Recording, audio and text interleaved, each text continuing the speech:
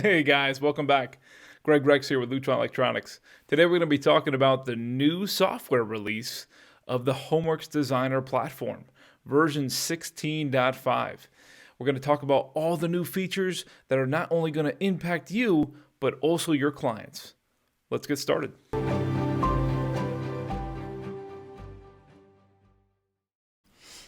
Before I get started on the 16.5 release, I wanted to highlight some of the features that came in with the 16.4 release. There were a lot of impactful tools that came out of the previous release. Let's review some of them now. The auto upgrade firmware process is an option that can be selected within the software. Remember to assign the automatic firmware update.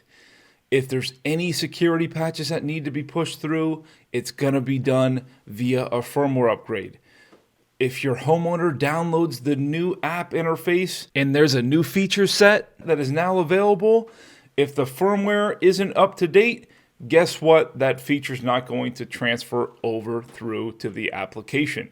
Guys, always set up for automatic firmware updates within the software. Another impactful feature that came in with the 16.4 release was the ability to now have database cloud storage. Remember, with the QSX processor, you no longer have the ability to actually extract a project file, and having the ability to have that extra layer of protection to keep your project stored in the background. Something happens with the software, the system crashes, your laptop crashes, you still have the project stored within the cloud. One big note on the cloud-based storage, at this time it is account-based.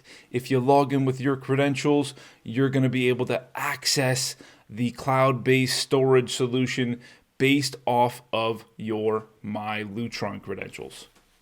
As we continue through the release notes from 16.4, the ability to have faster catcher transfers.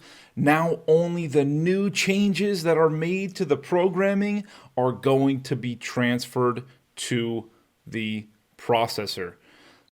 In the past, we were still shooting over full transfers for our catcher devices. We are now only updating the changes that are being made from transfer to transfer.